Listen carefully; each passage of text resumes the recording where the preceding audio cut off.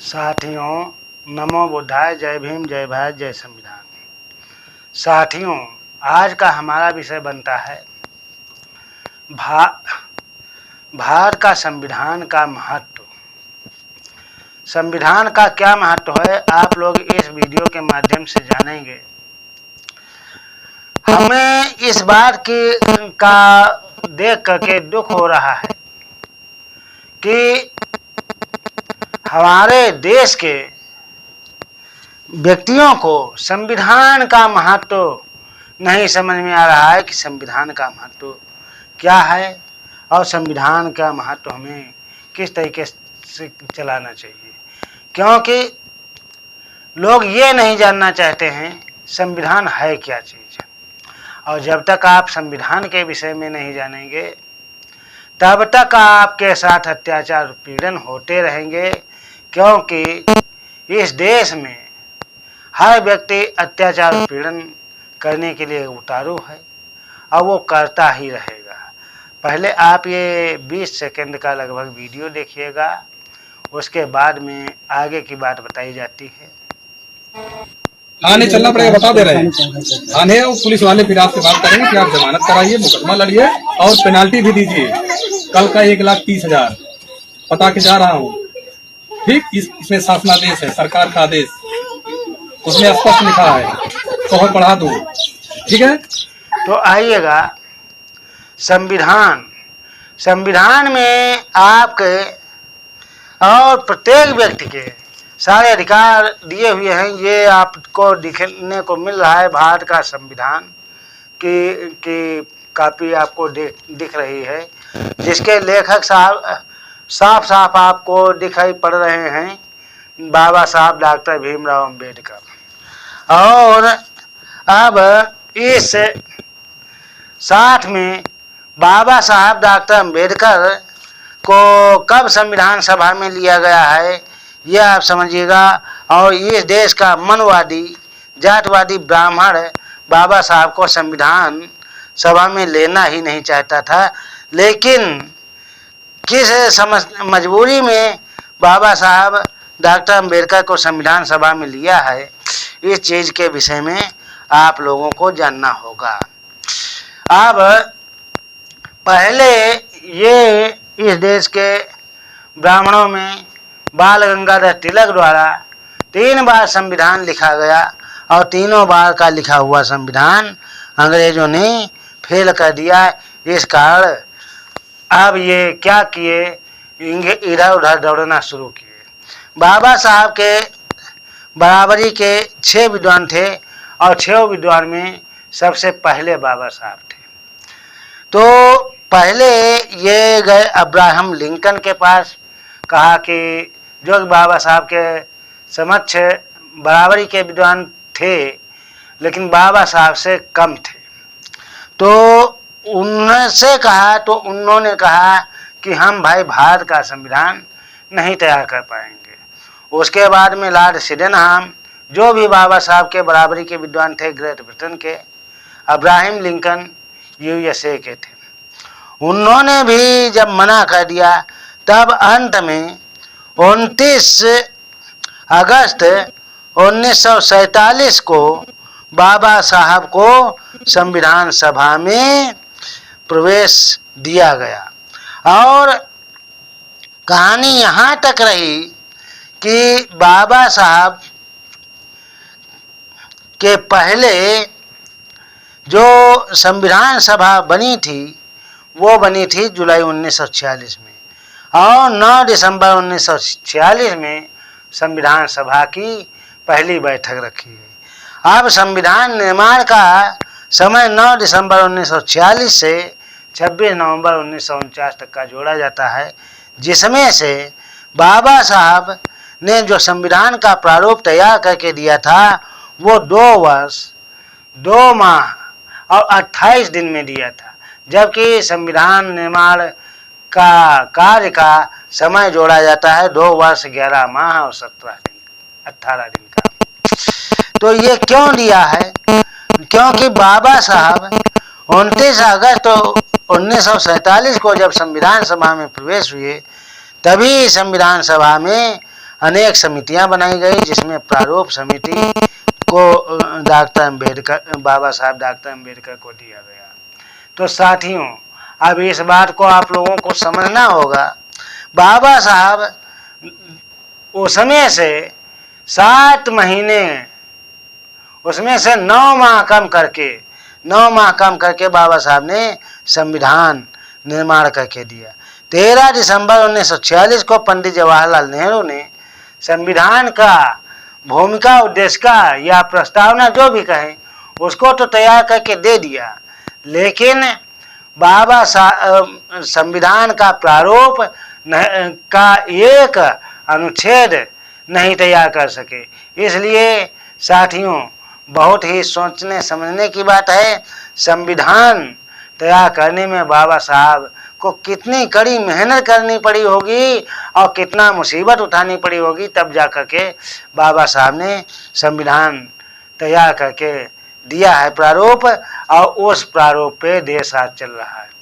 लेकिन कहानी यह है कि हमारे अधिकारों को खाने का काम अब इस देश की मनवादी, जातवादी, ब्राह्मणवादी विचारधारा की सरकार ने करना शुरू कर दिया है, और जो कि आपका हर अधिकारों को खाने के लिए बहुत ही तरह तरह के षड्यंत्र किए जा रहे हैं। कैसे, किस प्रकार से?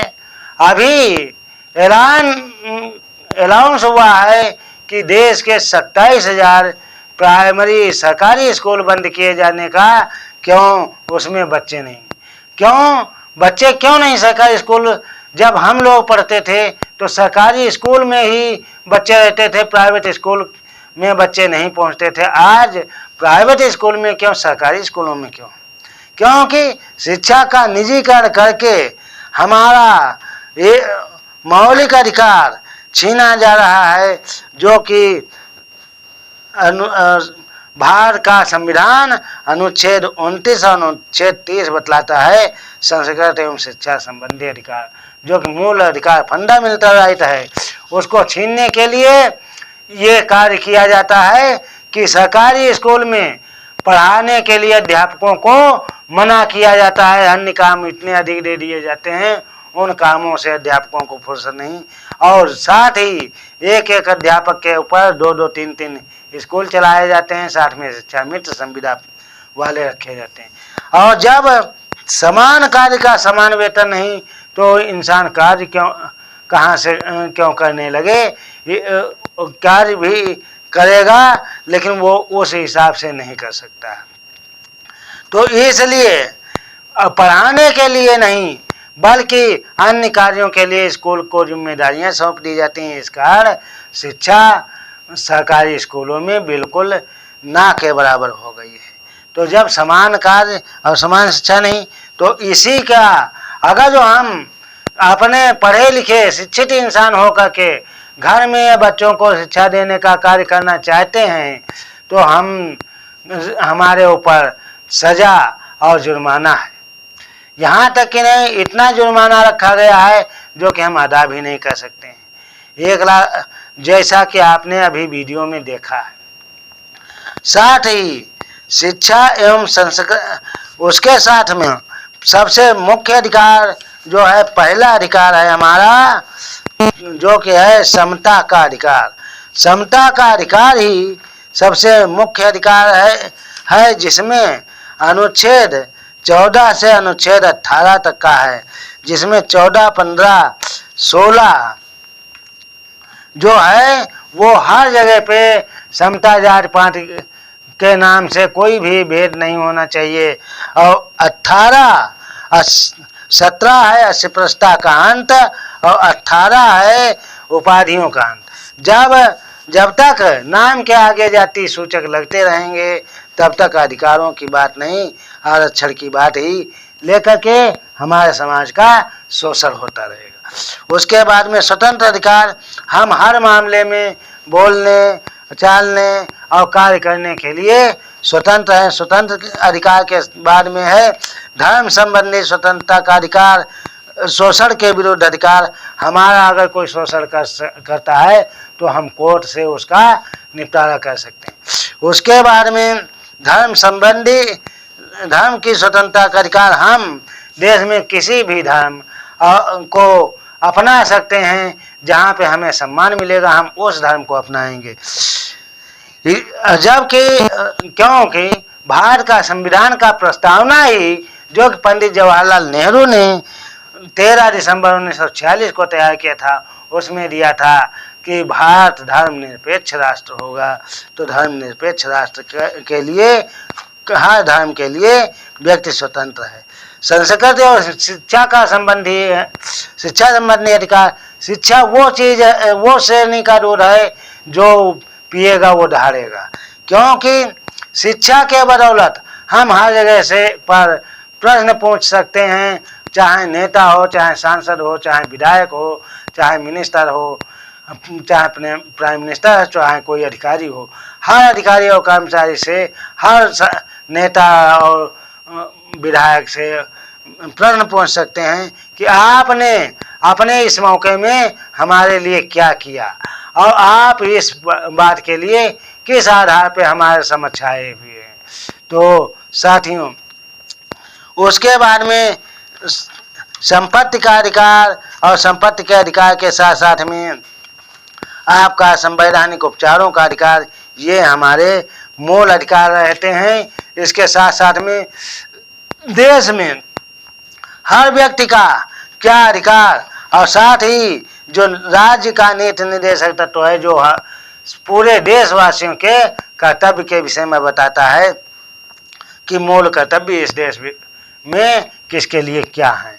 उसके साथ साथ में कोई भी चीज बाकी नहीं रखा, यहाँ तक कि नहीं कोर्ट का निर्माण कैसे होगा, कैसे हाई कोर्ट का होगा गठन, कैसे सुप्रीम कोर्ट का होगा, कैसे संसद का गठन होगा, कैसे विधानसभा का गठन होगा, और कैसे राज्यपाल नियुक्त किया जाएगा, कैसे मुख्य राष्ट्रपति नियुक्त किया जाएगा, कैसे न्यायाधीश नियुक्त किए जाएंगे, सारी चीज़ें इस संविधान के द्वारा समझाई गई हैं।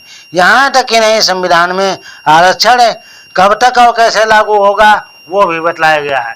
आरक्षण के विषय में मैं आपको बता दूं, आरक्षण तो डॉक्टर अम्बेडकर ने कहीं पे मांगा ही नहीं था और ना आरक्षण की कहीं पे बात कही थी, बल्कि आरक्षण इन मनवादी जातवादी ब्राह्मणों ने इसलिए बाबा साहब के समक्ष आरक्षण रख दिया था, कहा था कि देश में असमानता है। बाबा साहब ने समता का अधिकार जो मांगा था कि हमको समानता चाहिए, देश में जातियां समाप्त होनी चाहिए। तो इसलिए इन जातिवादी ब्राह्मणों ने इस बात को कहा था कि इतना बड़ा देश में इतना जल्दी ये कार्य नहीं हो सकता, इसलिए हमें समय चाहिए। उतने समय के लिए हम आरक्षण की व्यवस्था कर रहे हैं। अब जातीय जनगणना, इसीलिए बाबा साहब ने आरक्षण का मामला जातीय जनगणना के आधार पर रखा है। अब आरक्षण की बात तो ये करते हैं, लेकिन आरक्षण की बात पूरी क्यों नहीं करते? क्योंकि जानते हैं जिस दिन जातियां समाप्त, उस दिन जातिवादी ब्राह्मण पहले समाप्त हो जाएगा। और हम आरक्षण नहीं चाहिए, हमको अधिकार चाहिए।